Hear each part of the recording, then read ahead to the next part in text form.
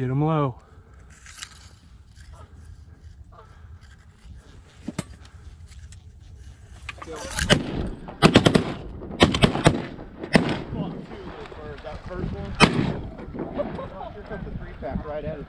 Welcome back for another Field Tested Friday, and today we're going to be taking a look at a piece of equipment that I have absolutely loved using, and it's played an important role in some very successful duck and goose hunts.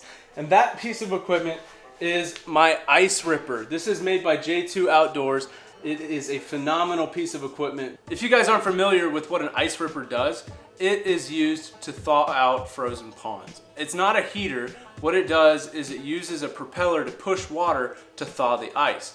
When you look at a pond, you have a frozen layer of ice on top and you have liquid water underneath. And so towards the bottom of the pond, that water is a lot warmer than the water up at the top and the frozen ice. So what this does is it pushes that water from the bottom of the pond up to the surface, and it thaws out the ice from the bottom up, but it also uses the motion of the water to help thaw out the ice as well. So moving water does not freeze. There's no way for the ice to form if that water's moving. Like if you look at a river, and a lot of times people get on good river hunts when things are frozen up because the riffles, they stay open, and that's where the ducks and geese like to go. So basically what you do with this is you take it to your frozen pond that you're wanting to hunt, and you drop it in there, let it rip, and I usually let it run overnight. And by morning when we're setting up decoys, we've got a nice hole to hunt the ducks or geese.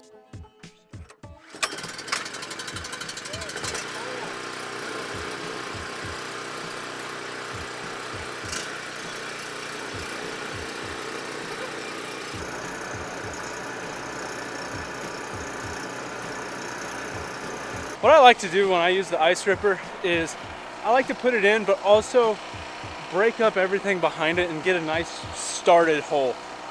Especially when the ice is rotten like this and it's super easy to break. That's what I like to do. And I use that ice ripper to go farther out and also eat up all the little chunks that are left over. So take a look at this and see what you guys think. So we got a bunch of ice chunks over there. That's all broken up though. Got all of this open here and all that. I don't know if you guys will see. Oh, you might. You can see all that we opened up with that ice ripper last night. All that's open. All this in front of the blind here is open.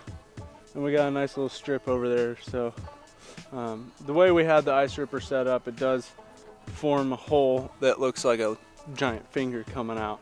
The more up and down you put it, the more of a round hole you'll get. The more sideways, the more long skinny hole you'll get. So taking a look at this piece of equipment, it's got a 100-foot cord, and you have to plug it into an outlet, so you have to probably bring a generator with you. I'll get into this generator here in a minute. This is the one that I use, but you can use ones that are smaller, and if your pond just happens to have an outlet by it, you can plug it into that as well. It's got these two screw handles right here, and what they do is they loosen up, and then it allows you to move this higher and lower to whatever water depth you're gonna be hunting. So like if you got a really shallow spot, you would just put it there, you screw these handles tight, and then you wanna set the angle of it and then tighten this down. Sometimes it takes a little bit of trial and error to get it set just right to where it's at the angle you want it to be at. They're very simple. They got carry handles up here, they got a wide base. A lot of times I've got to wiggle it down into the mud because this does have a propeller in here, and it will sometimes rear back up, so you want to make sure you get it set into the pond really well. Propeller on the front is aluminum, and I've never had any issues with anything getting caught in it because it's got this cage around here. You know, occasionally you'll get a little bit of like algae or moss or something in there, but the water motion rips it away. As for the weight, it's pretty heavy, but it's not too heavy to manage. And you kind of want this to be heavy so that it stays planted while it's in the pond or whatever water you put it in. It's got carry handles up top, which make it easy to maneuver while it's in the water. But when I carry it, I like to just tilt it and grab it here and carry it like that. And you got a better hold on it. I can honestly say that this is not something you would want to carry for a long distance because it's pretty heavy. So if you're able to drive up to the pond to use it, that's a plus.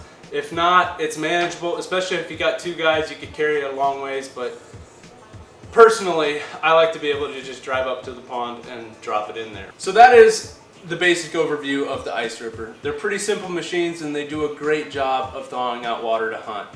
Now let's take a look at the generator that I use to power this thing. You can use any generator you want as long as they match the draw of the Ice Ripper, so make sure you get the right one to power these. You don't want to have an underpowered generator for this. As you guys can tell probably at this point in the video, I'm a big fan of the Ice Rippers. I know there's a lot of people that hate these things with a burning passion and claim that these are the reason why ducks don't fly south.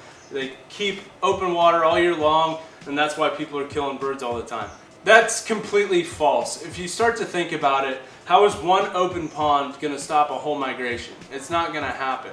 The birds will keep their roost open as long as they can, and once they can't, then they will leave. If they've got food and open water, they're happy. I use my Ice Ripper to open up ponds that I know we will have successful hunts on. I don't just open up a pond and hope for the best. I usually throw these in ponds that we've had success in throughout the season and we want to keep hunting it. Now here in Kansas, what happens is, we get a cold snap and things freeze up, and then 4 or 5 days later things start thawing out. And the Ice Ripper helps keep the water open. If I put it in before the freeze comes, usually you can tell, and you can keep the water open and hunt it. Or you can let things freeze up and then you go out and put the Ice Ripper in and help speed up the thawing process to extend your days of hunting. So this is not a magic solution to having an awesome duck or goose hunt.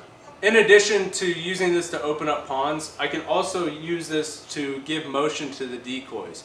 We did this on a goose hunt last year and it worked out really well. The birds were not scared at all of the motion on the water that this was making and the sound of the generator. So it kept the water open because it was actually a really cold day, and if we didn't have this going, we would have been having the decoys freeze up and it wouldn't be a good situation. So we had to leave this in to keep the water moving, to have open water, but we also used it to give motion to the decoys and it sucked the birds right in.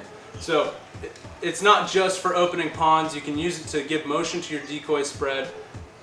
They work great. So if you're able to afford an Ice Ripper and a generator, you won't regret buying it. It's going to extend your days of hunting and give you more opportunities throughout the season and not let ice stop you. Some people like to go to the fields, but open water, in my opinion, is the best way to get birds to commit.